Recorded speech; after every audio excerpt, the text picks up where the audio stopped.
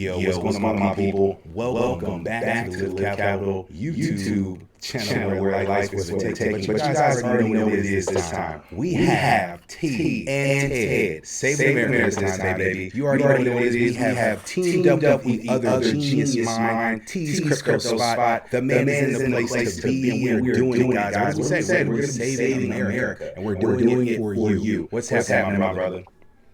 Hey, what's going on, LIFTT? Thank you for having me on, man. I really appreciate it. And the people have been waiting, so I think it's time to give the people what they've been asking for. Definitely. You know, I really think it's really important that they see that there's a new change that's happening out here. It's a lot of bearish activity. There's a lot of fuddish activity out there. And what we're going to be doing and what your channel is known for doing is pretty much telling the truth. So that's exactly what we're going to be doing today. Now, of course, us being LIFTT Capital, LIFTT taking, and Tee's crypto spot being the place you need to learn about CBDCs and ISO cryptocurrencies. What we're going to do today, and right now, while everybody piles in, is give them a current landscape, bro. Can you just let us know where crypto is in America right now and how we can benefit?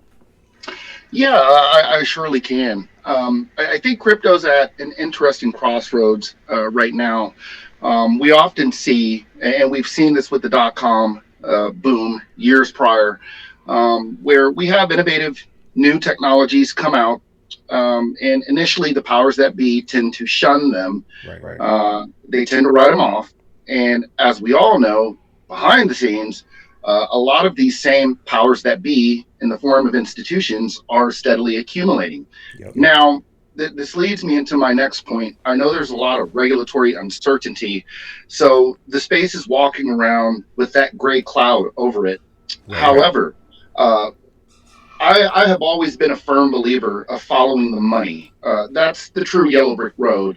And even though there's some regulatory uncertainty, the technology and the problems that it solves out here in the real world are undeniable. And when you see institutions of a large nature investing a lot of their time and effort and resources and capital into this space, I think that's a pretty fair indicator that this space is here to stay for the long term. What's your thoughts about that, Ted? Man, right on it. What I wanted to really say about it and what we're really seeing in over here in the States, especially just where we are, what we're witnessing, even with like the SEC, bro, just from the beginning, we have Gary Gensler, who came in being a commissioner and everything, known for being in bed with the banks. But you want to come in and stifle innovation for digital assets, and you're not saying anything about Ethereum. You guys have all this evidence, about all this ETHgate, all this evidence about selling securities, but, our own government agencies need to get this whole thing squared away. We're talking about innovative technology that's life-changing, right? So really, like you said, it's here to stay, but they don't really recognize it for what it is, I'll piggyback off of what you said in regards to Ethereum. Now, I know a lot of people have the conception that Ethereum is one of those useless proof of work blockchains and cryptocurrencies that's ultimately going to go to zero at some point along with Bitcoin. Right. But I had said this a long time ago, years ago. I told people while ISO 222 related assets and their native ledgers are superior from a technological perspective, Ethereum, in my humble opinion, always had too much power and influence and institutional money associated with it for it to fail fully. Right. Now, with that being said, part of the reason, there's a lot of theories on why Ethereum got a free pass. And I think there's a lot of validity in a lot of those theories. But one of the main reasons that I think they went after Ripple to stifle their innovation was to integrate Ethereum with outlying superior technology like the Stellar blockchain, like the XRP ledger. And I've been calling this for a little bit along with my man Kenny Moore. Shout out to Curtis Moore. Just wanted to give him some flowers real quick because we've had a lot of discussions about this. And looking at the landscape now, it looks like some of the theories that we had about this are coming into fruition, and this can be seen with the Starbridge initiative, which ultimately connects Ethereum virtual machines to Stellar's blockchain, and the Avalanche integration, which connects EXRP ledger, obviously, to the Ethereum virtual machines. And I think what we're really seeing here is a situation of, if you can't beat them, join them. If you really bring up a good point. The fact that you see a lot of these new utility networks that are more so EVM compatible, it's exactly what you're saying. I'm piggybacking on what you're saying. It's really making sure that you know already in the future that everything needs to be compatible for this old thing. It's the mother of smart contracts, okay? But at the same time, there's way more superior technology that's out there, right? But like you said, a really good point. It's too big to fail, if you will. And it's not based on technology. It's based off of the influence. It's based off of that, pretty much that monopoly money. You know what I mean? That popular Pepsi, McDonald's money. But here's what I have to say. And not to really, add any personal sentiment, but it's just any time that you start your whole business corrupt, the justice, it's going to get found out. You know what I mean? There's a reason why. And just to really touch on ISO compliant cryptocurrencies and what they're going to be doing, EVM compatible, like your XDC smart contracts, it's more so like a bridge from your legacy systems, from your older way, your old technology. And that's even, they're more comfortable, folks, they're more comfortable getting in bed with Ethereum than they are Zenfin. But if we already have things that are developed for Ethereum, see the scalability problems, and see the solution already in XDC or Zenfin or Stellar, then from there, obviously, things are going to build, So, my man, I heard you got the whiteboard back there. You gonna break it out for him?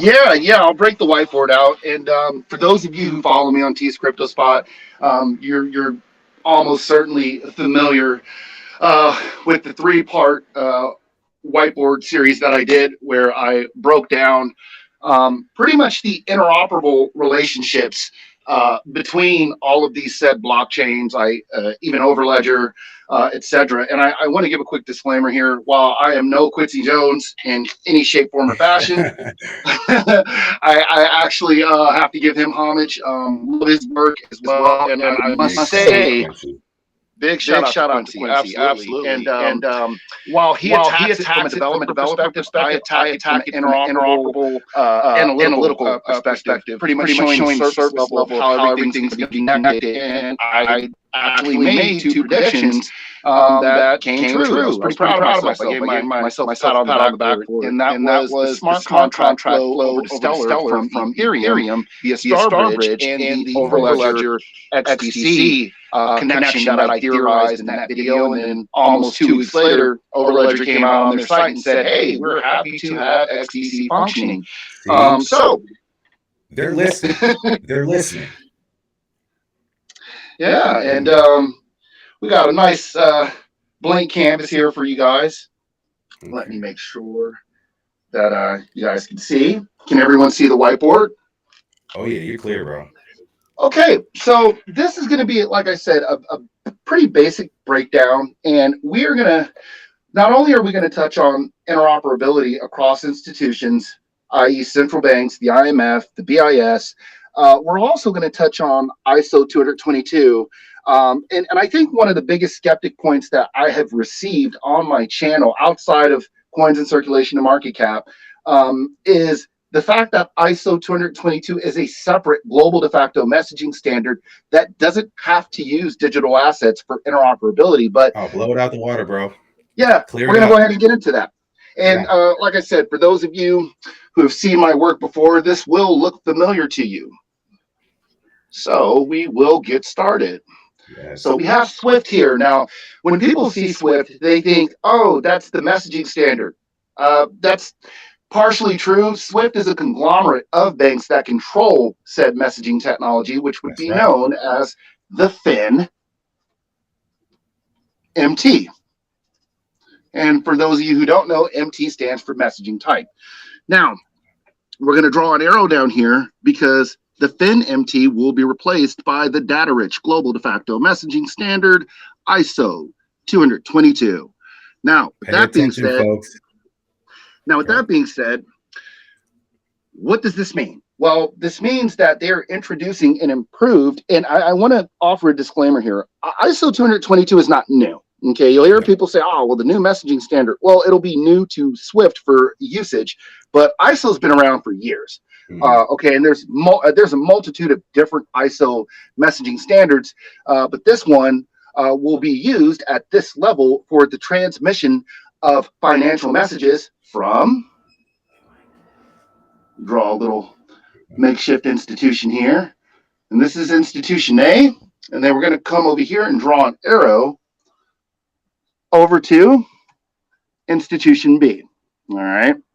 Now, forgive my toddler level artwork, but I am definitely doing the best I can here. So I want people to understand something here when we talk about ISO 222 being a catalyst for upward price movement for these assets, right?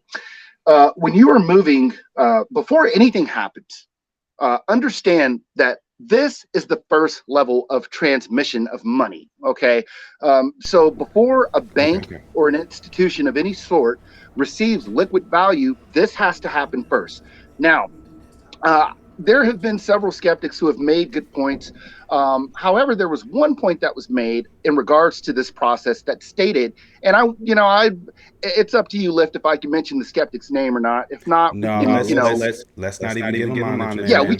Yeah, we can keep them nameless, but they had made a kind of a theory out to say that regardless of ISO 222 being adopted here, that doesn't change the speed of payments. Now, there's some truth to that, but here's the thing that you have to understand with this new system being implemented, okay? Two things. Number one, the middle layer. And we're going to draw a little cloud here, okay? And put ML for middle layer, right? This is where your KYC, right, and AML, and other automation. Folks, it's the automation that happens with this system, with this new financial standard. Go on, man. You got it. Yeah. Oh, yeah. Cook, brother. Nothing wrong with that. So this middle layer is what said skeptic was talking about. Okay, they're partially right, and I've always said this on my channel. There is a lot to learn from skeptics because they will tell truth. This is an issue occasionally when you talk about the speed of transmitting value. But here's the thing, right, that you have to understand. The World Bank, along with the IMF, more exclusively the World Bank, came out a few years ago and they addressed this.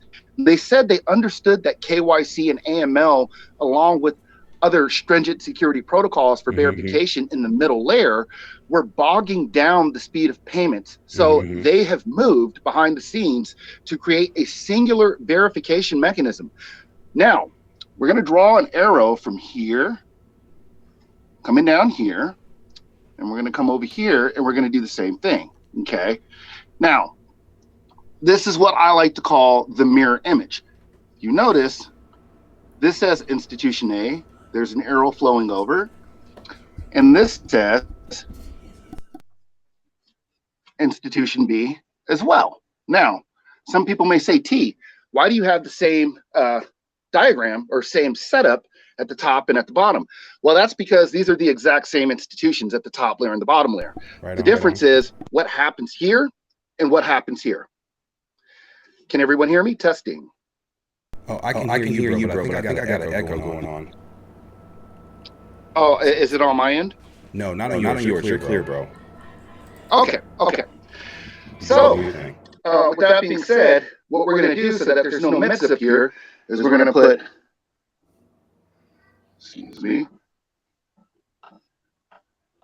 we're going to put messaging and liquid. All right. So this top layer that you see right here is where the movement of financial messages happens, right? Now, keep in mind earlier, we touched on the fact that nothing happens with the movement of liquid value until this message is transmitted from point A to point B, right? Now, what's interesting about this is this ties back in to the skeptic point that this is completely separate from this. So before we even address that, what we have to do is come up here to the top. We're going to do a nice big IMF, right? Then we're going to draw an arrow. We're going to do another circle, and we are going to draw BIS. Then we're going to do another arrow, come down here, do a circle, okay, and we are going to do CBs. All right.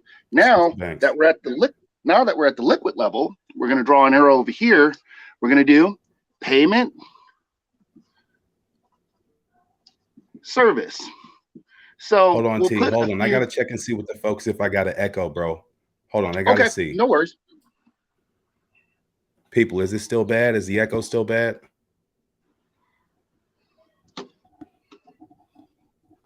Yo, people, check. Is there echo?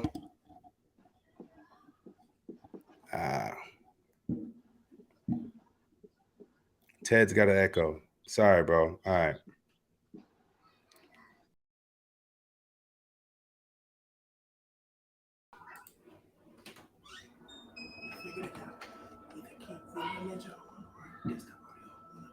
I cut off desktop audio. Yo, T. Yes, sir. Can you hear me, bro? Yeah, I can hear you. All right, right on. I'm adjusting this now. Let me see what's up. Yeah, no worries. No echo? No echo to me. He says we're both good. All right, we're good. It's good now. All right, Joe. Do your thing, my man.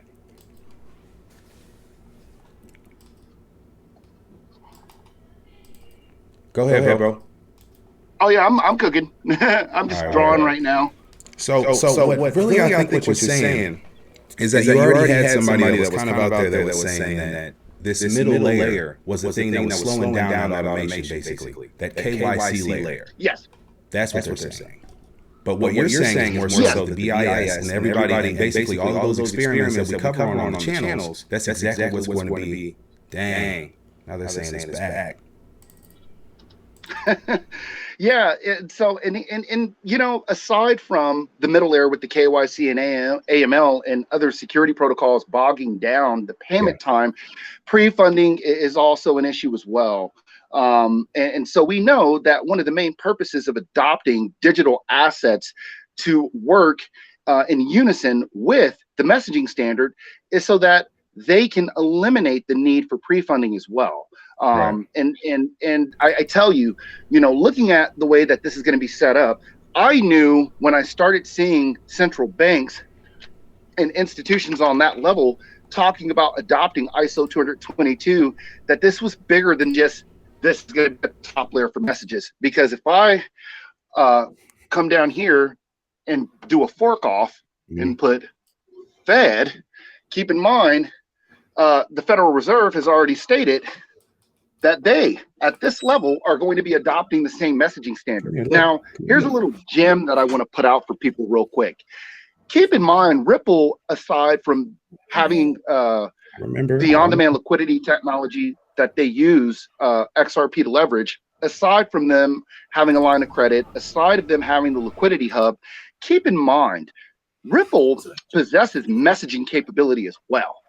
And I want people to understand that this is where the theories came from about Ripple potentially replacing Swift. Now, I had always been a proponent that they would ultimately work alongside Swift. Good now.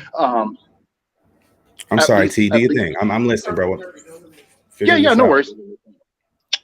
So with that being said, well, what do I have here? Well, and I'm going to do this. Okay. ESDRs.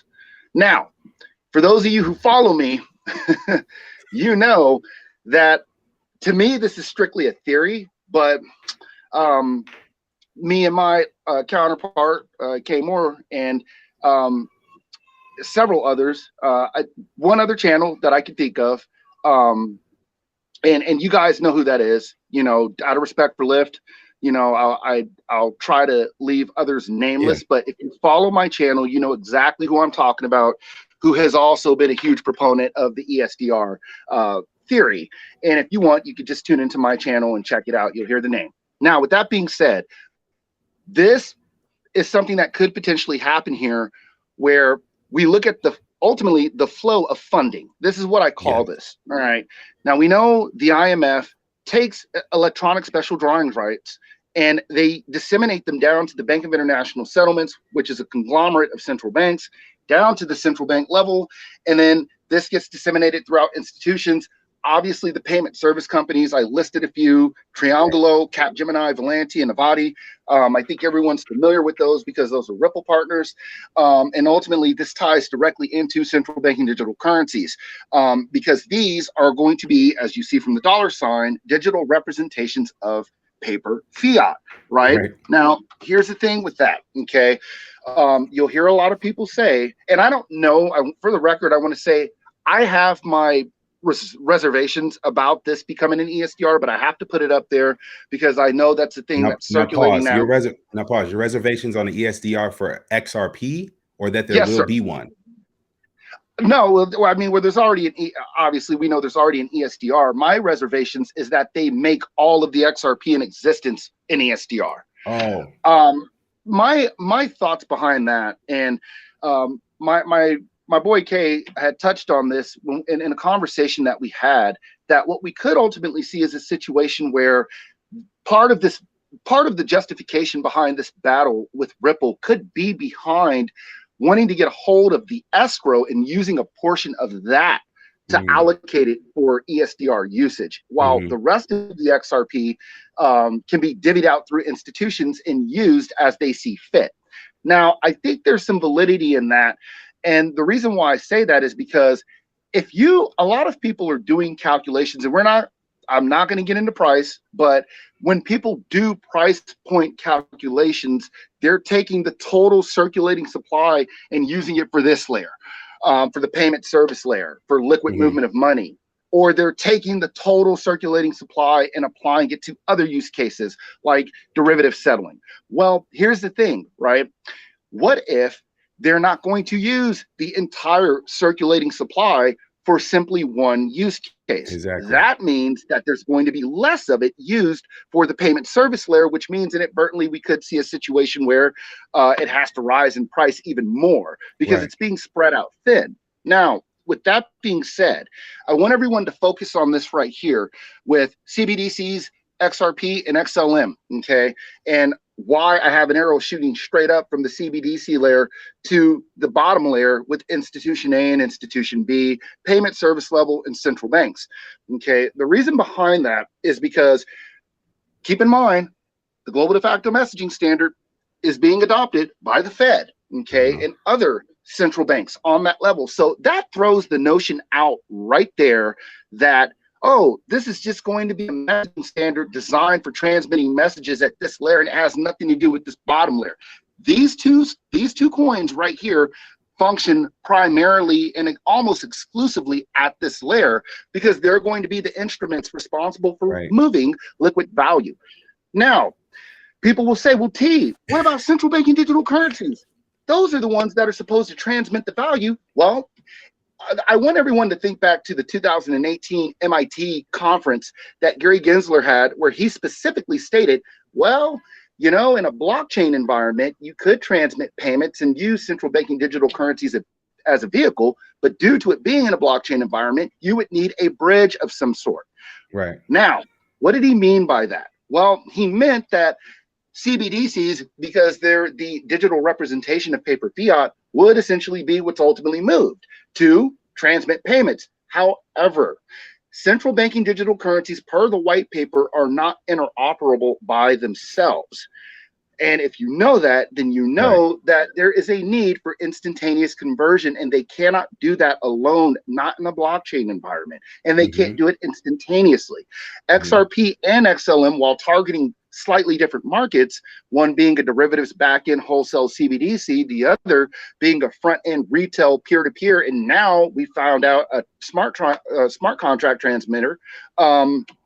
We have to look at this from a different angle, okay?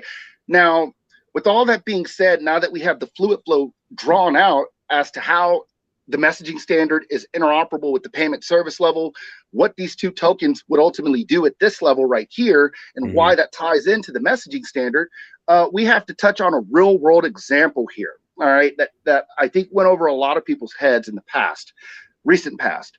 Russia and Ukraine. Now, when the conflict happened, everyone was freaking out. Swift was on the front page news. I mean, I never thought I'd see the day that people who weren't into crypto or investing heavily were talking about Swift, but we saw it. Now, what's important about that is, number one, we saw Russia ultimately break away from SWIFT along with the BRICS nations.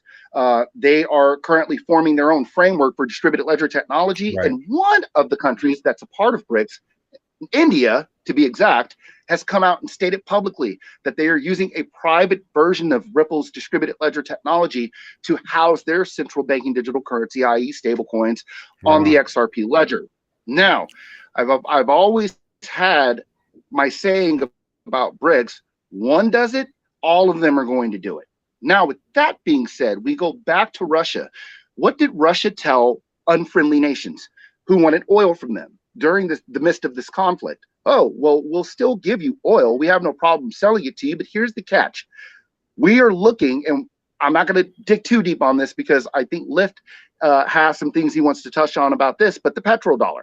There's talks of ultimately tanking that standard, which would tank the US dollar an additional 70%, and then backing the Russian ruble by gold. Now, if they do that and then turn around and tell unfriendly nations that they'll still sell them oil, but you have to pay us in the Russian ruble, well, what does that mean?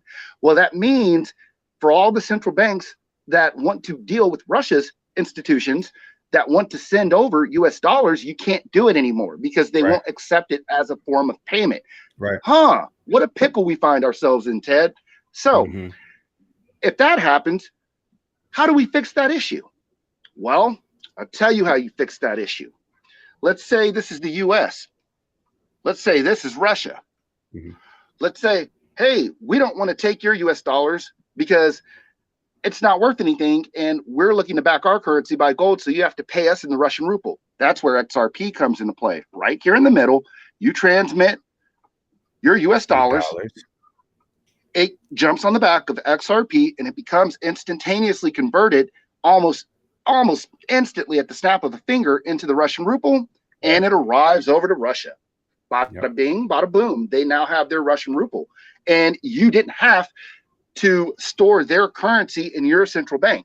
Now, how does this tie in to XRP? And this is just XRP and you know, XLM pretty much that we're discussing right now. Well, that means now if you eliminate pre-funding, I think one of the biggest myths that I heard from people was that, oh, well, you know, they don't need to hold XRP because it settles so quickly. So nah, that's not true. Okay, they're going to need to hold the asset so that they can transmit or facilitate utility-based transactions in a blockchain environment. I want to reference Quincy Jones real quick and something that he stated in a video that he did that I think went over everyone's head that ties into a current event that's also happening right now as we speak. Quincy had said, if you take, let's say, $100 billion and you place it on a blockchain, what happens? Not a thing. Nothing. Nothing happens if it's simply sitting there, okay? What needs to happen in order for value to reflect within the price of said ledger's native asset is that institutions will ultimately have to conduct utility-based transactions on the ledger.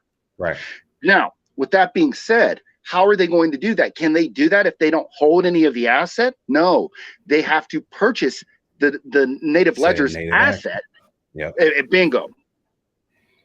And I'm gonna take a brief break. And Ted, I want your thoughts on this. What do you think about?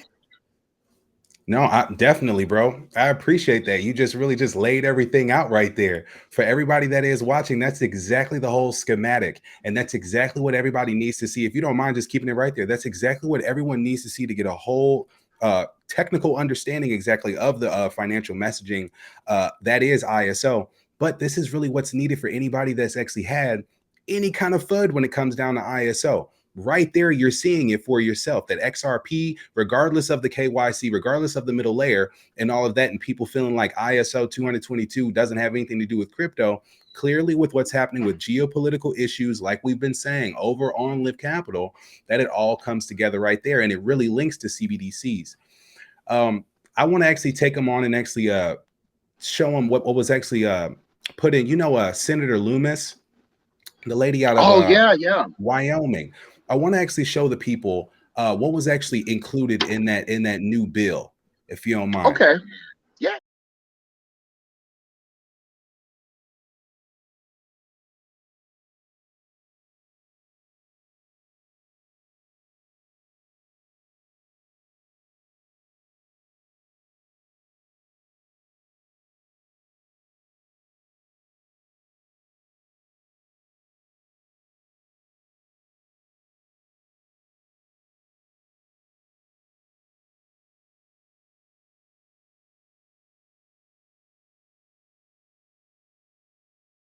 Say to you, man, that they're really looking forward to regulating the whole crypto market. They want to make sure that every single part of the crypto market is regulated when it comes down to your KYC and everything like that.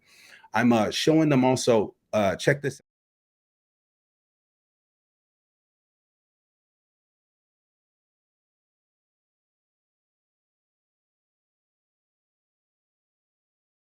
Because you're going to another scene, right? Yeah. All right, so check this out, folks. So what I'm showing you guys right here is when it comes down to this regulatory framework that they're saying the digital assets, blockchain technology, and cryptocurrencies have experienced tremendous growth in the past few years, and they offer substantial benefits. But check this out. What they're saying is they're denominating all three different terms when it comes down to it. We have to have a definition for digital assets. We have to have a definition for blockchain and as well cryptocurrencies. You know. But can you hear me, bro? Yeah, yeah, I can hear you. I'm following along, and you are definitely dropping some gems here. Word on, bro. So, just putting it out there, guys. Just what I want to do right now is just make sure, like we're saying, saving America. Clearly, what the brother T has put out there is more so the most important thing you really need to know about these ISO coins. We're not telling you what to buy. We're not telling you what to believe. What we do is present this information to you to a layer, to a point in your consciousness, to where you do your own research and see to connect the dots for yourself. Because my people who are watching, the people that we are representing for, they will not tell you about this. Where we are going in the future, it's not, the revolution will not be televised. Okay, understand that. What we're showing you guys is these diamonds, these gems here, so you can actually prepare yourselves for the future. Now, check this out. So I want you guys to see exactly this Republican senator, out here in Wyoming who has about 100,000. What? All right. Well, anyway. Oh, I see. All right. Look. It looks like I have to just keep it on just me and you. It looks like, my man. But okay. But yeah, basically, long story short, man, you have the Republican senator out in Wyoming and everything. She's got $100,000 in Bitcoin, and she's the one that's pretty much writing the bill and putting it forward and stuff like that. So, I mean, right now, you even have I have right here an article that just came out. U.S. millennials own more cryptocurrency than they do mutual funds. Yet at the same time, instead of traditional markets, real estate is actually what's appealing to millennials right now, is what they say. Saying 40% of millennials are invested in cryptocurrencies, which is a larger chunk than mutual funds. So what is, I actually do want to know your perspective also on traditional markets in the future with those as well in America. What's your view? Well, I think traditional markets will always have their place. I mean, you have mutual funds, ETFs, emerging market index funds, stocks, of course, bonds, etc. And I think you have pretty decent vehicles there for some retention and some gains. But I tell you, for me, when I saw the level of manipulation, and we know markets all have some form of manipulation associated with them. But when I saw it on a public scale, just how compromised the stock market was, it made me pretty disenchanted to the point where I'm going to be 100% honest, and this is not official financial advice whatsoever, but I personally, from my point of view, would not be looking to diversify into the stock market until I was already wealthy, hypothetically, if I held digital assets. Right. Because for me, comparing the two, the entry points are entirely too high in the stock market to build any sort of generational wealth. Right. Especially if you're a middle class, average working citizen. Right. What's more appealing? Something that has the potential to give you an insane return. Not saying that it will, but you have that potential there versus you paying $100 a share for something and then praying it does something over the course of the next 10 years, and you may get, if you're lucky, a 17% return. Right. For me, I think it's pretty straightforward which market is going to perform better at this current time.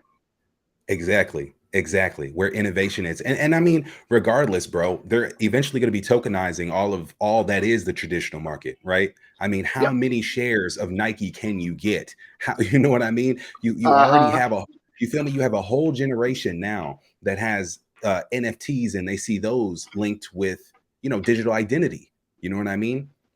So, and again, I'm not sitting here saying if we have anybody that's in the traditional markets, of course, continue to do what you do. But what we're doing is focusing on innovation. Now, T, what I'm going to be showing them right now, this is a really juicy find. We had actually discussed this a little bit earlier.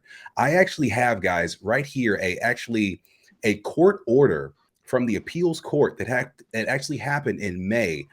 Earlier this year. And this is the reason why I'm going to be showing you guys this is to really show you why we say the SEC Ripple case is really a sham. I'm telling you, even regardless of the whole court system and everything like that. And of course, again, presenting you this information for you to do your own research. We'll be leaving links for you guys for this whole thing.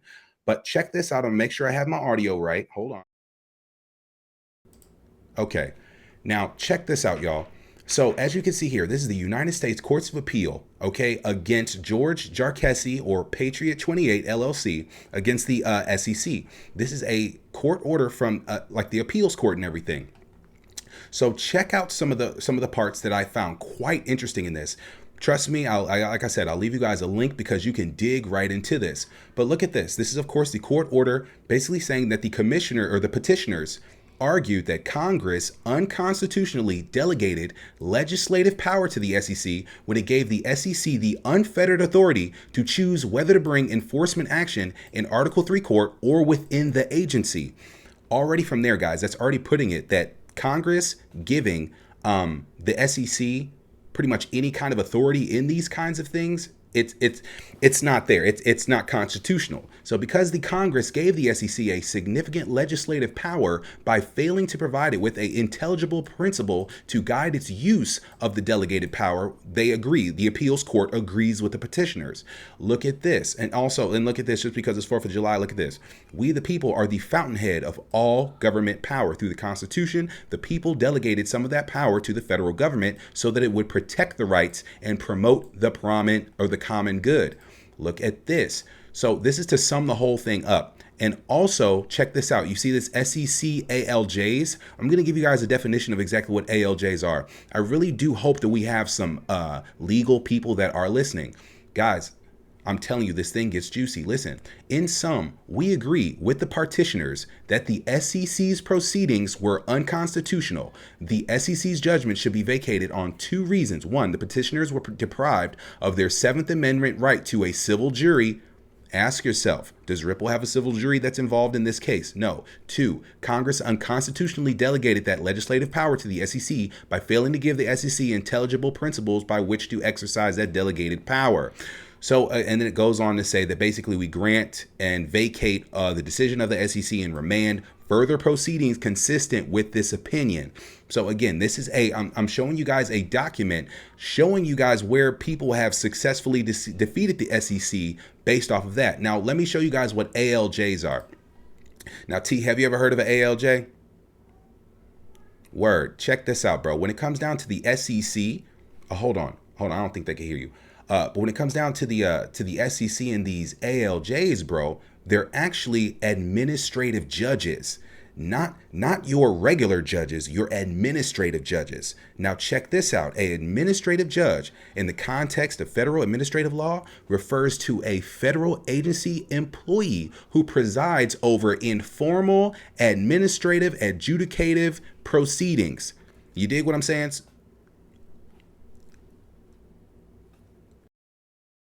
I actually was a systems administrator for Social Security Administration a few years ago, and we Yeah. called them adjudicated law judges for disability hearings, and Right. they were administrative judges and federal employees. So I have heard of ALJs. I that skipped my mind, but when you Gee. said adjudicated, it snapped the light bulb off. So Right. thanks. Right. And the reason what I'm saying is that's exactly it. They're not these official judges. They ain't your what your Judge Mathis, they ain't your Judge Judy. You know, these are like you said, they're just employees. They could easily be in the pocket of the SEC. These are federal agency employees. You feel me? Yes, yes, I do. Well, I'm about to get to the rest of the hold on. I'm about to get to the rest of the definition. Hold on. So check this out.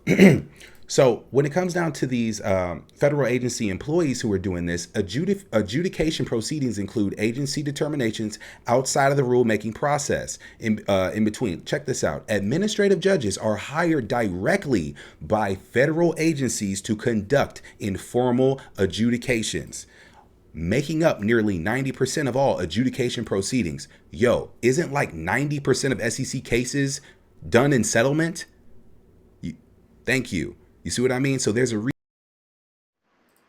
reason why they have just only every time you have even the Elon is coming out saying that only the SEC is they're not respected. Why is it? Why is it? All my XRP holders, why is it that you think in God's green earth in this country that it would be okay for the SEC to delay for months documents that the actual judge has requested, and then they'll continue to delay and she's okay with it? That sounds like an administrative judge. That sounds like a federal employee. You know what I mean? Absolutely. And feel me, I'm not even, I don't know nobody, but Judge Netburn or whoever, it's all vaudeville, bro. And I say vaudeville because when they had the interview with Brad Garlinghouse about this whole lawsuit, they placed him in front of a sign that said vaudeville. Ah, Yeah, man. Just things to look in between. So yeah. so real talk, man. So all right, so what's the difference? I know we have a lot of people that were kind of confused when it came down to the delay with ISO and everything that's going to be happening. What exactly is the difference with Fed Now and Fed Wire? How does that break down? What's the actual delay? Well, the delay is, so the Federal Reserve had came out and stated that Fed Wire would actually be delayed until 2025. And essentially what Fed Wire is, it's a fund service which serves almost as a credit transfer service. And they'll be essentially doing transfers from the Federal Reserve Bank for debit funds um, from its own account and credit funds to the account of another participant. And this is actually for large value payments. So with that being said, I think it's spookable because It's people on are your looking. papers. We can't see you. Oh, sorry. Sitting at my cubicle. Let me turn it around for you guys. There you go. Can you guys see me? Perfect.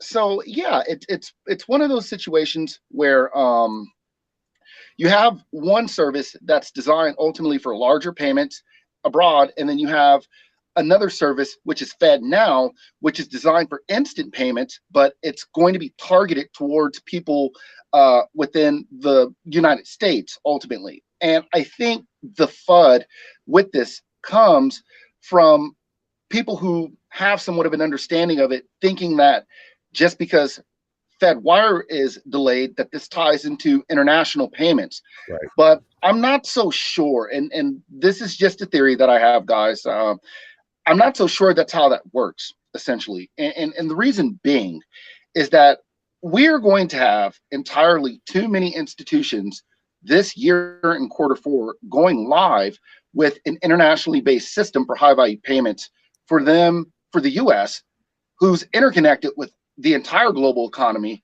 to sit on their hands and wait until 2015. Now, if you don't mind, Ted, I want to link this into another point about JP Morgan. Okay. And I actually had a very good session on my channel about the history behind JP Morgan and their connection to the Federal Reserve.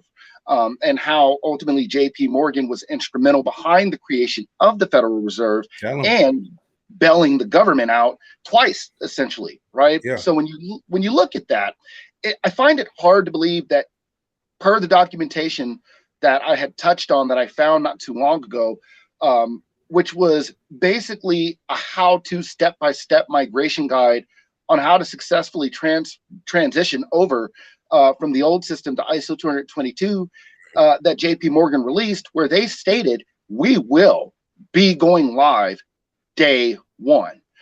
It would behoove institutions to not wait until 2025 to try and go on the standard. I find it hard to believe that any part of the Federal Reserve is going to wait years after JP Morgan is going live. And I also just posted a document from Citibank where they had touched on going live this year with the ISO as well. I have a feeling, whether people know it or not, that all US-based institutions are going to kick into high gear the moment JP Morgan grabs the torch and leads the way. That's right. And that actually piggybacks on what they're doing on the MAS, what they're doing in Singapore, doing the tokenized DeFi and everything. You know, now, quick questions with you, man. Did you, by chance, have any? What really gets you bullish? Okay, let's get to our bullish section. This is the part everyone wants. We've pretty much reached like our hour mark. We wanted to get you guys informed. Everybody's up in here now. This is the part we've all been waiting for. Let's get bullish, my people. My man T, what gets you bullish for XRP? What gets me bullish for XRP is a few things. Number one, I think it's a one-of-a-kind asset. I think it has many duplicators, but with on-demand liquidity being at the helm of its solution, I don't think there's anything like it. They're a lender of last resort, which means ultimately at some point they're going to be some sort of a bank, whether that be a central bank or a systemically important sector of the Federal Reserve or some other financial governing body like the IMF. I see that happening.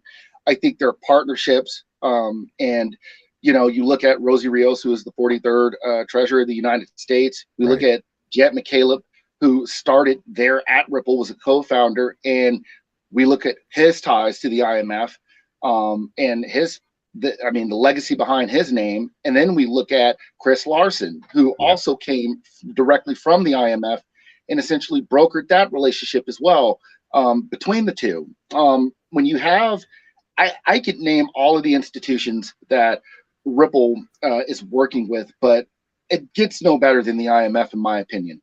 And when you have an institution that powerful working hand in hand with these guys for over 5 years straight, this pretty much tells you how systemically important Ripple is as an organization. I think in terms of them offering the type of innovation that allows central banks to now not have to rely on holding one another's currencies while instantaneously converting and moving massive amounts of value, not only in the form of dollars. See, I think people are so focused on just the dollar aspect of this that they're not focusing on the derivative security settlement. They're not focused on the cross-chain interoperability between Ethereum that it's going to share with the Overledger, Flare, R3 Corda, which would ultimately make it interoperable with the XDC network as well. The fact that smart contracts, federated sidechains, NFTs are going to be flowing on there. It's going to be more than just dollars. You're talking about artwork, precious metals, tokenized tangible assets, and value that ultimately is going to be interoperable with a multitude of blockchains with an asset that serves as a minority token on its own native ledger to absorb all of that value and disseminate it down to its ledger, which means ultimately that there's no way, in my humble opinion, that an asset with that type of technological use case and value just in its technology alone can serve its full function once we have full institutional utilization at a low price. And that's why I'm bullish on it. Yes. Folks, you got it right there, man. LIFTT Capital, 110% agree. One thing that really gets me as well, that really makes me so bullish for XRP, of course, the fact that you already have 3 words, world bridge currency, right? The technology within itself. But then, like you said, I really want to touch on three names that you said. You have Brad Garlinghouse obviously being put on by Chris Larson to be CEO, but the connection that, like you said, he had with the IMF. But that you said Jed McCaleb already there, bro. The partnerships and agreements and the people that are actually behind it. That's really what gets me bullish and really has me be a real holder. Because T, I'm sure you've probably gotten to the point already. You're not in crypto to really be wasting time. You're not here to be looking at this project, that project, and to own 200 different cryptos. Forget that. Thank you. You want to be able to analyze something real, right? And then make sure that this thing is going to do what it does. So that's really what gets me bullish. For me, I'm gonna talk about XDC, and then I'm gonna get back to you on XLM because I could tell you definitely have a flavor for XLM as well. You've done some extra research. Guys, Yeah. let me show you guys exactly what gets me bullish for XDC one time. So check this out, y'all. So on this, you can see ZenFin's XDC network selected as the first blockchain company to join the Global Trade Finance Distributed Initiative, or the TFD initiative. First of all, what really gets me bullish for XDC and why I really like it and enjoy it, to be honest with you guys, is because it's actually tackling something that needs to be corrected. It actually has the most obvious utility when it comes down out of the chosen five. Obviously, your XRP, XLM are going to be handling something for payments, but when it comes down to like global trade, clearly XDC is the only blockchain network and platform that's going to be supporting global trade and finance. Now, of course, us just talking about the connections and agreements that are already there, let's actually look and see who's involved with this TFD initiative. Now, first of all, for my people that are actually new over here that don't know anything about this, the TFD initiative is making sure that we digitize trade finance. Regardless of how you're hearing me right now, trade finance has something to do with it. If you listen to us over on LIFTT Capital, you're going to hear that. The phone, the screen, you're looking out a house, a window, everything around you has something to do with trade finance in a way, global trade. So XDC is going to be on the helm of being the solution for digitizing it. So in this initiative, guys, so you can understand that there's some real money, some real clout that's behind your XDC network. And in this initiative, I'm showing you guys right here with these banks. You already have Africa involved, Commonwealth Bank, Deutsche Bank, Standard Bank, Standard Charter, who's also involved with your XRP, which, bro, T, don't you think it's like quite interesting? Don't you think Well, don't you think it's quite interesting that like you have most of the same banks that are involved with like XRP and everything like that get involved with XDC? It's like they all end up being connected. Like follow the money, right? yep. You know what I'm saying? Follow the money. So right here, as you guys can see, you have HSBC, ING, Lloyd's Bank, all of these. These are all banks that are involved in this initiative. And I mean, I'm just right there. Things that really keep me going in this whole thing, that keep me bullish. The International Chamber of Commerce. While me and you and all regular citizens and retail investors are, going about doing our day and doing our visions and stuff, global trade is happening. Trade happens. Things are happening behind our faces that obviously benefit us in the everyday that we don't think about. You feel me? But one thing right here as well I want to show you guys is this. R3, and really what I'm showing you guys right now is ZenFin's roadmap and what they put out there. And I want to show you guys R3 Cordite integration. Dassel built a crypto bridge for ZenFin XDC to the Corda network. ZenFin runs third-party Corda network nodes for ZenFin. You see that already there. I want you guys to see the R3 Corda connection. Check this out. So, and also, T. Yes, sir. In your researchings, how often do you have people that come to you and ask you on your channel about, CBDCs, man? Is it something we should get involved with? A lot of people feel like over here on this side, man, CBDCs, they're not it. It's evil, all that stuff. What's your personal opinion? Well, I remember following some of what Congress had to say about central bank and digital currencies, and one of their concerns ultimately was privacy. See, what people have to understand is that Congress is not going to put themselves in a compromising position to where their privacy is put at risk as well. So, Gotcha. with that being said, keep in mind while there may be certain things that those in power will do to benefit themselves monetarily, they're never going to put themselves at risk in terms of having themselves fully exposed. And they Hmm. touched on that and stated that with the development of the digital yuan, that we could see a situation here where China uses the central banking digital currency that they've created to ultimately enact further control on their people via surveillance with what they're spending Yeah. their money on Yeah. and what they can spend their money on. The US has basically stated that, or Congress, I should say, has basically stated that they're trying to work against that principle. Now, I mean, you can say a lot of things. So what I will say about that is I hope that Congress continues down that path, and hopefully we don't see a situation where they double back on that and this Right. turns into something nefarious.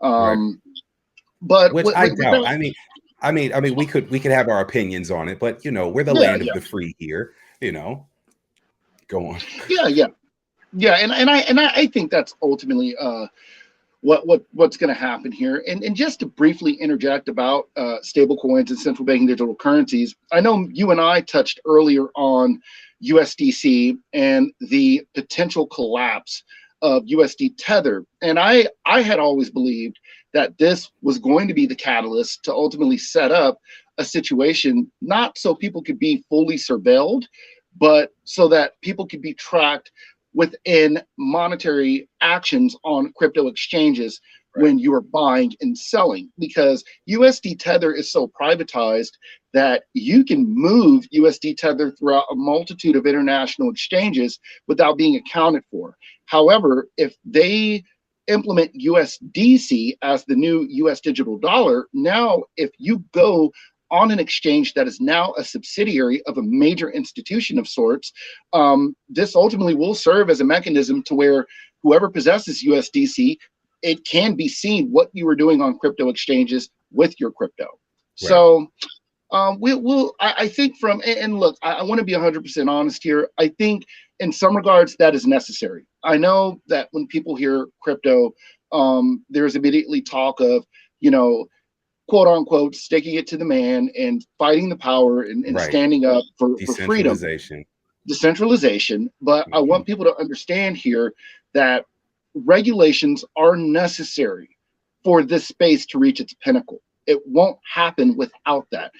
because this is about compliance, and no institution is going to feel comfortable um, putting their reputations and their livelihoods and potentially their freedom on the line, uh, Right. dumping into this stuff without having some sort of sound guidelines in place. What's your take on that, Ted? Man, that's absolutely true, and I think that's what we're seeing right now with the European them cracking down on cryptocurrency with their regulations. I think as we're seeing here in America, of course, we're going to be the last, but delayed, if you will. But you already have Europe, possibly will come around 2023. But for the digital dollar, more so, and the programmability behind it, I think we have to see, like, for example, the digital euro, then the digital pound, and then we'll actually have us here, as citizens actually taking it in for ourselves, personally, if you get what I'm saying. Yeah, yeah, I get exactly what you're saying. And I think ultimately, central banking digital currencies aren't something to be afraid of. I think it's a Right. necessary tool and mechanism to usher in. It's the last piece of the puzzle here. CBDCs and stablecoins, Yeah. because this is the thing. In order for the liquidity based tokens to be able to move value, they have to be able to move it in a version that is interoperable with the blockchain environment, and Right.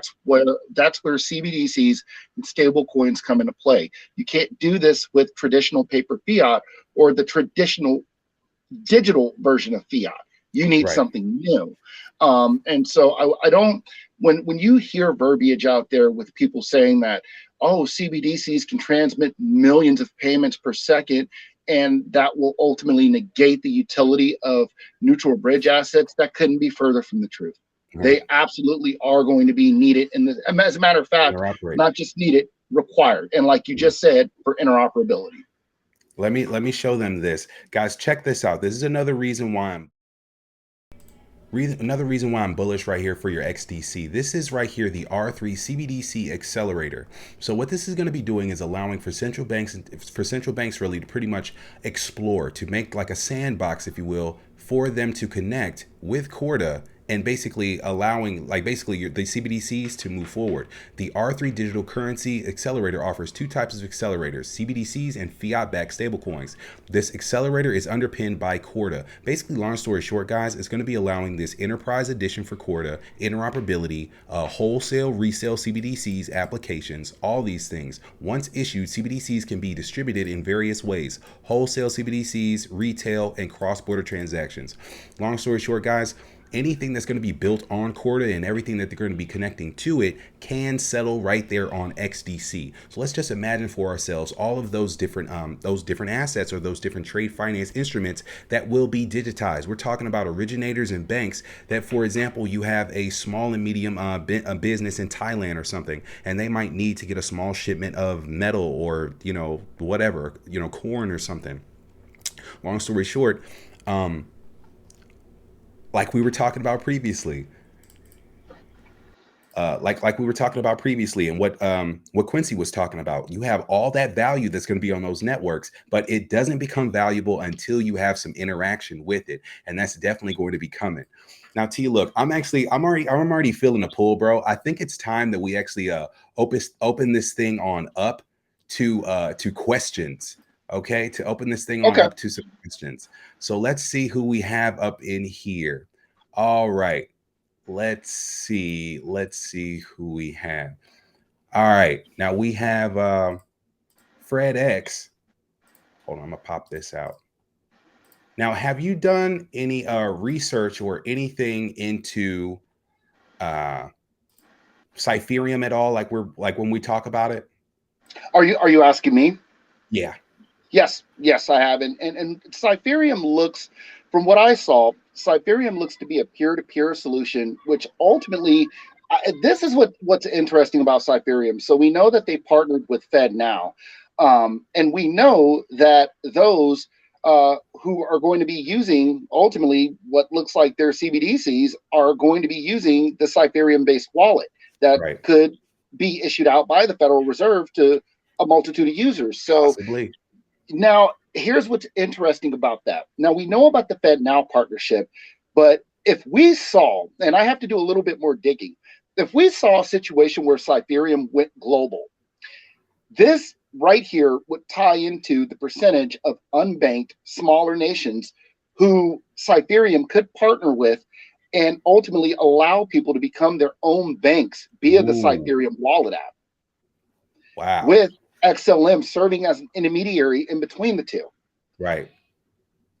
So I Okay. think where people are viewing Cypherium as a direct competitor to XRP and XLM in regards to payments, I think it will complement uh, said blockchain environments and work alongside them. Word. Now, I have a question here from Sam Ross. Sam Ross asks, what will be the Algorand utility since it's part of the ISO standard? now I'm gonna step to this, and then I want you to, give me your let's two-part this one. From my Okay. personal standpoint, I believe that the most important part for Algorand in the Interledger Protocol family and the ISO standard is its ability for its I have it right here, the name of it. It's Algorand standard assets. I actually have it right here. Hold on.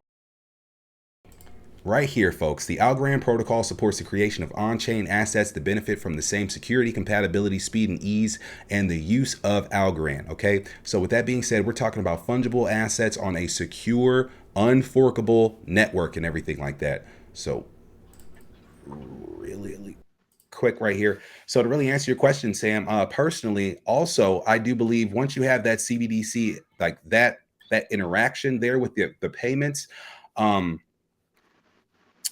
because really that's the thing. Algorand is scalable, unforkable, and secure, all those different things. So Algorand in itself can be utilized in its smart contract capabilities for the medical sector and as well for for schooling, I honestly do see Algorand being kind of like your blockchain that you would see in your hospitals, the blockchain that you would see in your schooling and everything. But in relation to the ISO standard, Circle, USDC, and Circle, like the when you have the USDC on Algorand running, we're talking about very like that's the thing. Since Algorand is so, I'm not going to say basic, but like the Google of blockchain, if you will, like, it's so common and want to be seen everywhere, if you will. I do believe once you have USDC growing so rapidly on that network, it's going to go up, it's going to blow. What's your personal take? So my personal take on Algorand in regards to that, with its security in mind as well, is that Algorand is an absolute powerhouse. Aside from the smart contracts and its interoperability across other chains as well, I think what's important about Algorand that we have to mention, that me and my homeboy Kurt had a conversation about as well, is the fact that there are already tokenized tangible assets sitting on Algorand's blockchain. They already have gold, precious metals, and macro stocks present on their ledger already. Mm-hmm. Now, I think that's something that a lot of people didn't see coming. In my humble opinion, knowing this, this is a game changer, because stocks, precious metals, and all of these type of commodities that are tokenized, people keep forgetting that these are derivatives. Okay. And with that being said, we all know Ted is super bullish on XDC. I love the work that he does and the mentions that he gives Zenfin and XDC, R3 Corda. And we both know that R3 Corda has also been chosen to settle derivatives. So with that being said, we're going to see a situation where a lot of the value that I think people are only looking to flow on the XRP ledger is going to touch a lot of these ledgers. The fact that Algorand can already hold, or is already holding, I should say, tokenized tangible assets of this level, means that the same quadrillions potentially that everyone's touting the XRP ledger for housing, we could see flow across multiple blockchains because of that cross-chain interoperability. I tell you, I couldn't be more bullish on Algorand. And I noticed something funny, Ted, and I want you to tell me if you've noticed this. Algorand and XRP's price action seems to be neck and neck as of late. Similar. I'll tell you this. I've noticed the same thing for all four of the chosen five except for IOTA. Since IOTA bottomed during the Terra crash, okay, notice when CZ had IOTA trending, it was Terra Luna, USDT or whatever their trash stablecoin or whatever, and IOTA. All three of them were trending. And like we've said over here on this side, bro, you have to pay attention exactly when there's crashes or pumps. Always notice what's quote unquote trending. So I've noticed that for all four, all of them have been going into this complete wedge. The only person I do believe that's actually holding up a little bit of weight is Stellar. And I honestly believe it's coming from that MoneyGram interaction. I think that might be from that liquidity, possibly, Yeah, and I think you're making some excellent points, Ted. You're on fire. And I like I said, I sit here and I look at, I have to go right back to the quote I referenced earlier when starting on the whiteboard, where I talked about a quote that Quincy Jones said. And there were so many jewels in this video, going back to the XRP and XDC video that he did about their interoperability with one another and their functions, and what they would be responsible for moving. And he said, like I had stated earlier, if you put the value on the ledger and let it sit there, it does nothing. Well, guess what? We know that value, that tokenized value, is sitting on Algorand's blockchain currently. But guess what? It's just sitting there. Right. We haven't entered the environment yet where we start seeing institutions have to use each one of these ledgers' native assets to facilitate transactions and utility on the blockchain environment. I think, and this is just a theory, if that's already happening on Algorand's network, I am almost willing to bet that if you go across all five of the ISO tokens, at least, that same value or tokenized value is already sitting on all five of these ledgers. And it's just waiting. And CoinMarketCap is known for scrubbing those numbers. They're known for scrubbing the numbers, bro. That's what I'm saying. That you have to understand. 90% of the people that are new to cryptocurrency just truly believe that it's only off of those prices, that regardless of whatever the dollar price is, they believe that's just the value of the technology. And they really don't understand the layers, the whole thing of DLT, what is cryptocurrency, coins and tokens, all that. Now, I'm going to get back into these chats here. We have somebody here, Sir Can TC. It said, in my opinion, the whole SEC situation is just a puppet show. What is really happening is that the technology of the entire ISO ecosystem is in development until August next month, or I guess August. Well, he's saying next month, so August next month. Basically, when that first ISO, you can co-op. Yeah. You know what I mean? You can go over optionally, and I just real quick, I think that's what JP Morgan is going to do when they state it day one. I think the moment they can get on that system, they're going to do it. Yep. No doubt about it. No doubt about it. And I really like the dude Luke Dukes was talking about tokenized debt. I really like about what Quincy was putting out there, bro, about really where they're looking forward to right now already in this legacy system. You got the credit cards, you got the Visa, and what they're doing is just harvesting off of us for our data, harvesting off us for our debt, right? But that's not going to change. Let's just think about it. You can try to cancel out as much debt as you like. Regardless, we all need to get to a point to where we can have a better way of managing our money or stewarding our money. But is that going to happen on a general sense? Can we change everyone's financial standard or financial way, a way of spending? No. No, go ahead. Your opinions. What do you think, bro? Well, I tell you right now, I don't think much is going to change. And I'll be honest, while they can use this new digitized environment or blockchain environment to eliminate debt, we have to keep in mind that debt is an asset. So with that being said, it will definitely still have its purpose, in my opinion. True. Now, Mentellect, you familiar with Mentellect? Somebody, I think he's been over on your channel, right? Mentellect. Yeah. Word up. Yeah, Always coming in with some genius materials. He was putting out there tokenized debt and derivatives, oil, gold, real estate, and even the water supply. What do you think about that? Tokenizing the water supply. I think it's ingenious. I think anything of value, juice, wheat, corn, barley, anything that you see within the traditional markets that's already been digitized in the form of a stock or share of some sort, all of that is going to be tokenized and flowing through blockchains. And I think this is also where assets like VeChain come into play from a supply chain perspective. This is going to be insane. And I tell you right now, it would woe be unto him or them, in my humble opinion, who are not in this asset class by the end of this year. Thank you. By the end of this year. And look, even if we have some people that know coiners, if you don't have any coins, if you feel like, well, Ted, you guys are talking good and everything, but I'm not really sure about this crypto, understand you might be losing ground in that traditional market. Okay. You might have to take that leap of faith, right? But here's the thing: when you take that leap of faith, the cliff that you're standing on, the traditional market cliff, it's melting. All right, it's melting. This DLT boat, this crypto boat, it's getting bigger and the liquidity is coming. Okay. So if we've said anything that is useful to you, please continue to listen. Now, T, we have big man boss right here. He came in, he said, thanks, gentlemen. I appreciate you both. Will ISO coins remove the need for the Forex or just make it easier? Ooh, good question. Very good question. Well, I tell you right now, foreign exchange, what it will do is make the flow of the exchange easier. Forex isn't going anywhere, and the XRP ledger is that will serve utility within that market.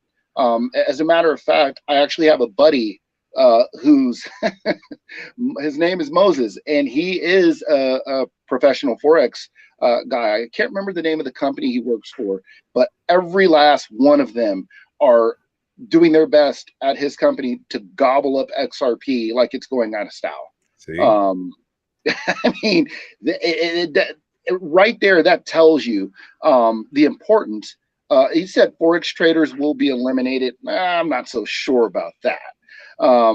but what I will say is this: is that I definitely could see the XRP ledger serving some sort of mechanism, as some sort of mechanism for an exchange.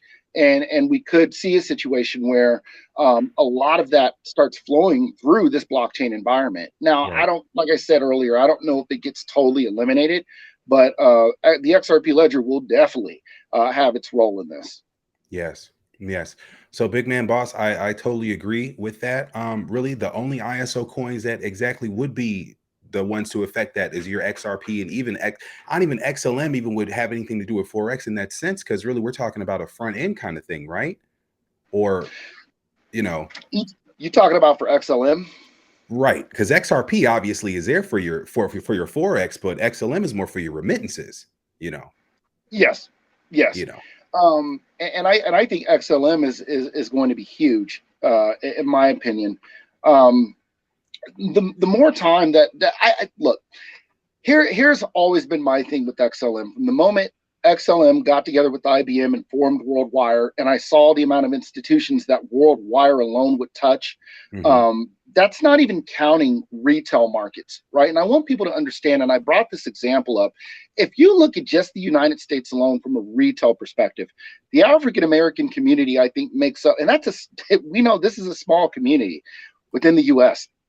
I think it accounts for in between 1.3 to 1.5 trillion dollars in just consumerism alone. Come If on. you don't think that's front end retail, um, we've got another thing coming here, and Come on. that's just one community within In the the black U.S. dollar. Right. Exactly. So you start talking about the rest of the consumerism market potentially being flowed through XLM and Stellar. You start talking about those unbanked nations that account for that 13% of institutions that won't be touched by bigger derivatives platforms and coins like XRP and the XRP ledger. Uh, Hmm. People don't realize just how big the unbanked are. You're talking about a total number, I think, of about 3 billion alone in Right. unbanked citizens throughout the world who now will have this opportunity ultimately to use the Stellar blockchain to become their own bank and gain this freedom that the rest of their counterparts in other developed countries have. This is going to be huge, in my opinion, because not only do we need to focus on the WorldWire situation, we also need to look at what IBM touches in the form of data with Palantir.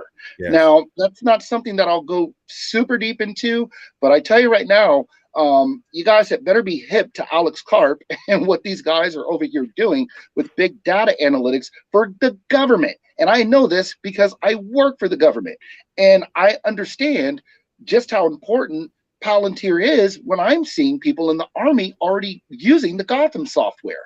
Um, Mm. you'd have to be kidding yourself if we're not talking about an entirely data rich environment not being interoperable with something like Palantir. I mean, XLM.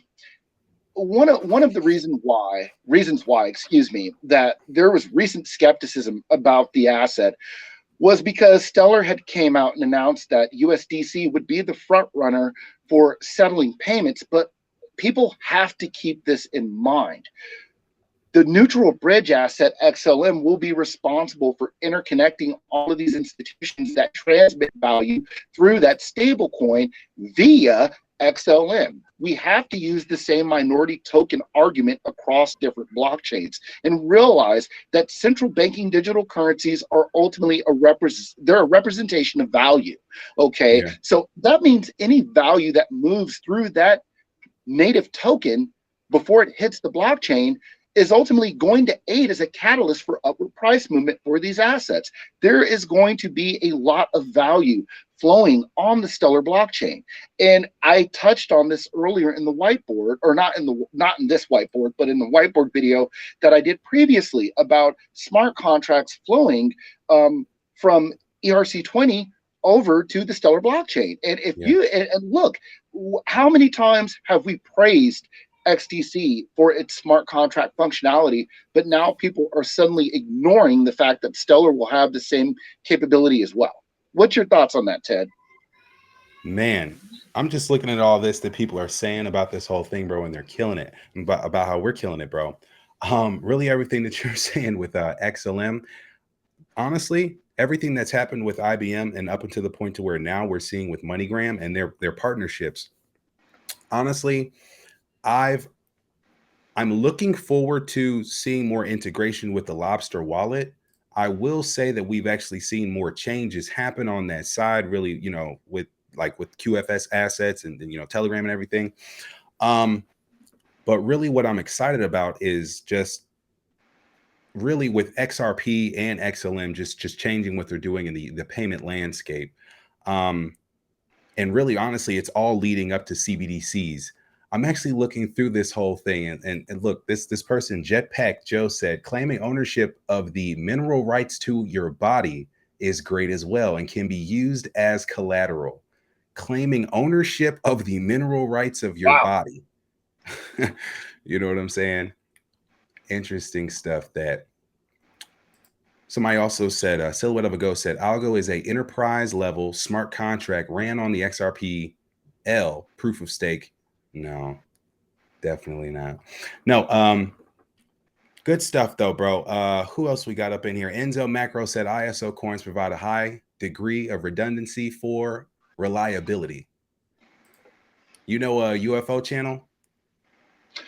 Oh, I'm not. I think UFO. I think UFO's been on my channel before. Big I respect think. for UFO. He's out there in Yeah. ATO, bro. But he said, hey guys, thank you for helping direct us to our financial independence on Independence Day. Mad respect.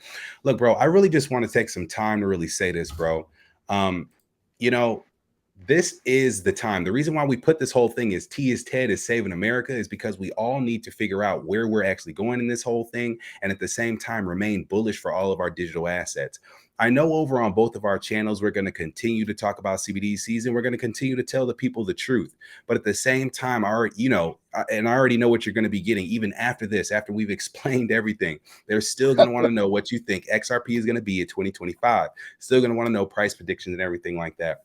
Can you share for both of our audiences and more so for yours? And I'll say to, for both of our audiences, what's your reason why you don't really put price predictions for your cryptocurrencies? Why do you not say? It's kind of hard to do price predictions. You can do, look at the market cap, and you can take the coins in circulation, and you can implement that formula based off of um, the amount of value that's transmitted in said corresponding market. For example, I think Swift is 2.16 quadrillion, but I think they settle less than that each year by maybe a little under a quadrillion. And Mhm. then you have the derivatives market that I believe is at 1.6 quadrillion annually. The problem with that is that when you try to calculate it based off of those numbers, we don't know the amount of XRP tokens that are going to be used for each use case. For Mhm. example, and I think I touched on this earlier when I was doing the whiteboard, we don't know if they're going to use 100% of the circulating supply of XRP for the derivatives market. So you can't really base it off of 48 billion tokens circulating for the entire DTCC because it still has to handle a multitude of other markets. So I think that XRP that's circulating, even the XRP in escrow, is ultimately going to have to be divvied out to different markets for different use cases. So that makes it a little bit harder. But what I Mhm. can say is the fact that it does make it a little bit harder to get an exact pinpoint on what the numbers could be. You have to essentially calculate it for each market like it's going to be using less than the total circulating supply. And I'm going to tell you right now, I'm not going to give a definitive number, but I'm going to be honest. I think a lot of people are going to be shocked when they see what these X assets alone are going to do in the future. Period. All right, look, Andy Corrado came in and he said this. Do you guys see another dump coming? Blessings. Uh, Go ahead. When he says dump, does he mean like a crash? Andy's usually looking for a better entry point. Yeah, I could see that. Just be careful because we don't know the functionality of the exchanges at the time of the bigger crash. They're smart enough to know that there's a bunch of us trying to capitalize, Right. hypothetically, of course, on these crashes. So, with that regulatory uncertainty within the environment for exchanges right now, we have to be careful. I don't know, well, what you've told your followers, but I've told mine that I've actually changed my sentiment and stated, this would actually be a good time to start buying now. I wouldn't wait for the next big crash because we don't know what's going to happen on these exchanges. And uh, shout out to the homie K Moore in the chat. He's also one of the ones who has touched on this and stated, "Hey, man, what happens? If people start trying to go onto these exchanges and buy to capitalize on these prices and they can't get in." I Yeah. already know of a few friends who can't even get verified on Bitrue or Uphold. What's your Hey, thoughts on that, Ted? yeah, man. So, personally speaking, I can piggyback on that. I've honestly been saying it to my people since the jump. Dollar cost averaging to your ISO cryptocurrencies, regardless of where the market does go up or down, you still have your own situation that's working. Now, to really go on with what you're saying, these exchanges, everyone is fearful of these exchanges right now. 3AC, the venture capitalist firm, them liquidating and everything like that. Celsius halting withdrawals and everything. You have all these new cryptocurrency investors that are coming in, and they're seeing that exchanges can turn into freaking nightmares. That's exactly why you need to get your coins off of the exchanges. So, Andy, if you are watching, bro, to really say what I have to say, I think the next dump is going to come, but it's going to affect the exchanges. If Tether collapses and regulations are put in place to where you have institutions that can really wiggle their, really dip their toes into the crypto market, then it's going to be a heavily regulated exchange. So right now, everybody's going in shock.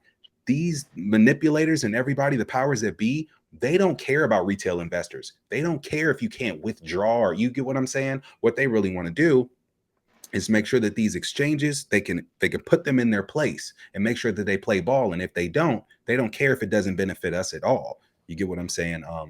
But yeah, that's possibly where next dump could possibly be. What do we have? But again, I mean, even on the Bitcoin chart, it looks like there's going to be something. Now we have a question here from MJ7. MJ7 said, "What are your thoughts on XDC not having a max supply? Should that be of concern for XDC holders? I acknowledge both you men for powerful leaders in this space. Much love and respect." Now, let me hop on this one because I have a little bit more knowledge on XDC.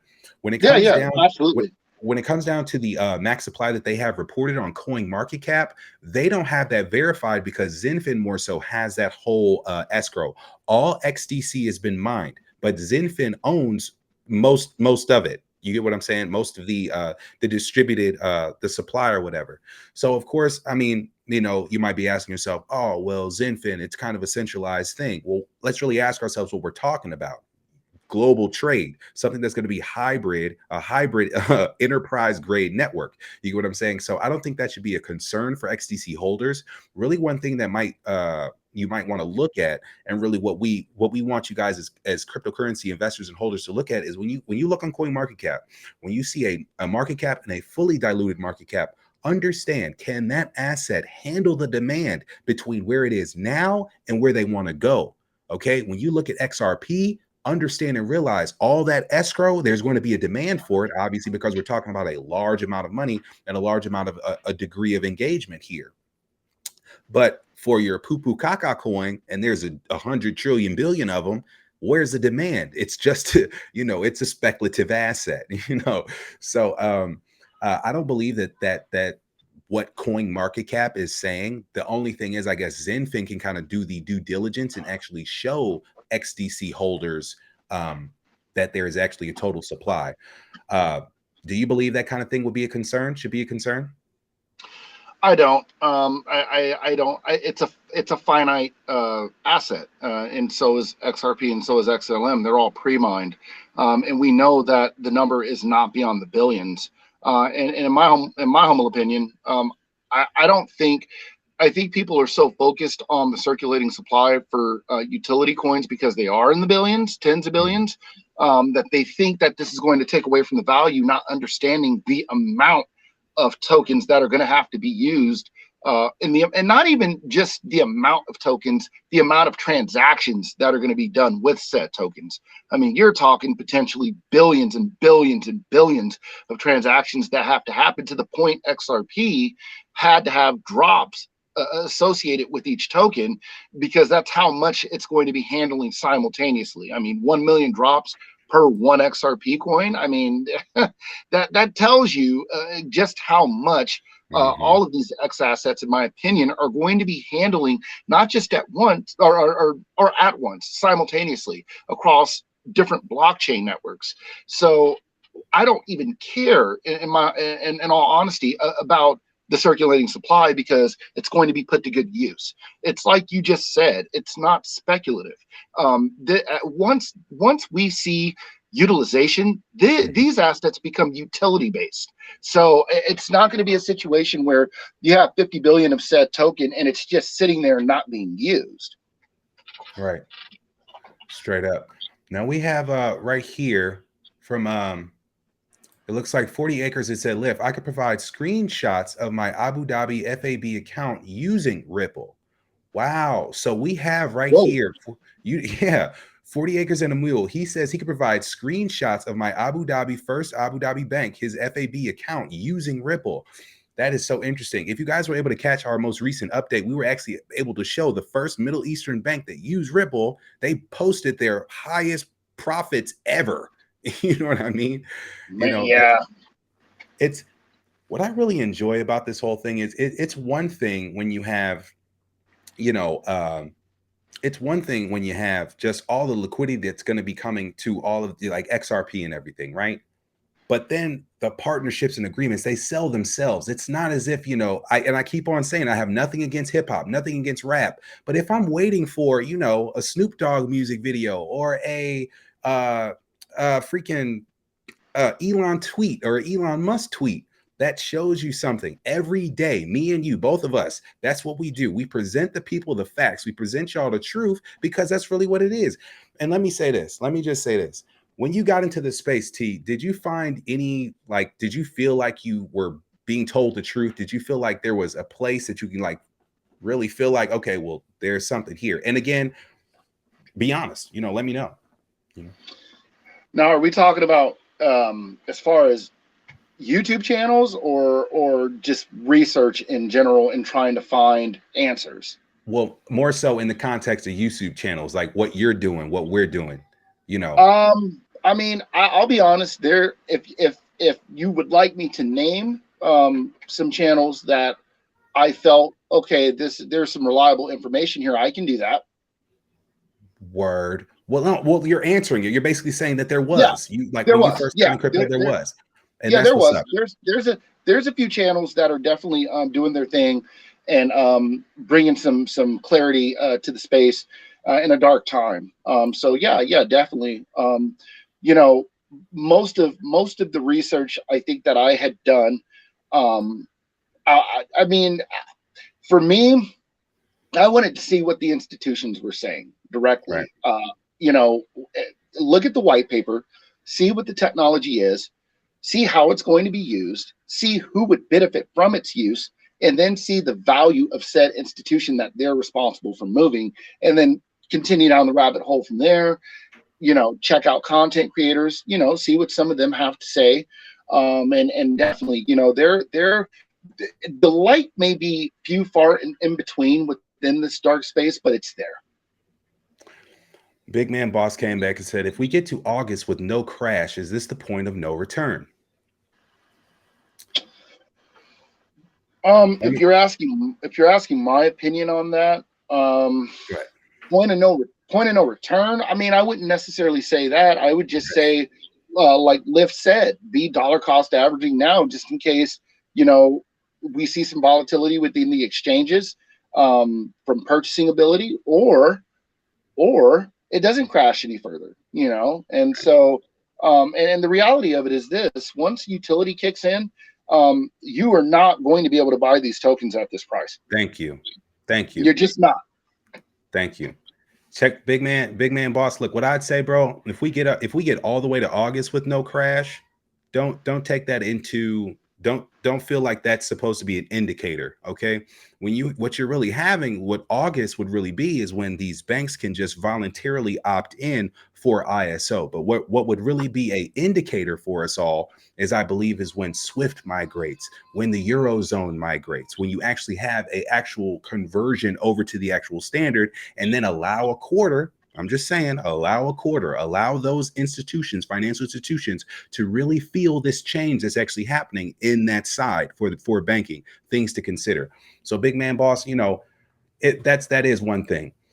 Now, Sirkan TC, he came back and said, Lift and T, do you think all the ISO 222 tokens will be the same price set? I'm asking this because all the ISO tokens will be directly and indirectly connected with each other. Do you believe the tokens will have the same price set? You want me to tackle that one first, Ted, or you got it? No, because you already know I'm gonna put a lot on it. So go ahead. Okay, so I'll say this. No, I don't think they'll all have the same price, because they're going to be, while they'll be interoperable, and ultimately we could see a situation where the same amount of value could flow through all of them, they won't be responsible for settling the same amount of value, in my opinion. So what what I do think we could see happen is a situation where all 5 tokens rise at the same time and get some sort of a stable price setting with volatility removed, so that they can serve their function. But will they all be priced at the same exact dollar number? No, I don't think that. Right. I agree with T on that one. No, a really good point he said is because all of them are going to be handling different types of liquidity and different types of demand. So, for example, when we're talking XRP, and if we said all the money and even all the debt, right? From there, XRP would already have its high value. Let's talk about the remittance sector in itself. Again, what did he say? A different use case, you know what I mean? And a whole different a piece of the pie, the whole remittance solution right there. XDC handling all of what did we say? The derivatives market, and even what the DTCC, all the quadrillions that they can settle for securities that can happen over there on the XDC network. Have we even touched on the kind of money that could be made in the Internet of Things? Huh? Like the machine economy, right? It's insane. And then one thing that I really do think, of course, with Algorand as well being a powerhouse, bro, obviously we're talking about huge amounts. And I do believe it's really making me actually ask again, Algorand's place in the ISO 222 set. And again, what I had said, how you said it's a powerhouse, you have all these assets that are over there. But again, the developer stack on Algorand continues to get better. You know what I mean? Continues to get better. Real talk. Marvin Davis said, you brothers keep saying your people, your followers. Most of us follow both of you fellas. West Coast, California love. Getting love. Man. Getting love. All right. Who else we got? They still up in here, man. Okay. Says hate to leave like this. I'm a truck driver. Got a long drive tonight. But basically saying later to all the future millionaires and billionaires. Good stuff, bro. But look, family, I think we're good to wrap this one on up. Anything you wanted to say to the peoples before we leave? Oh, happy 4th to everyone.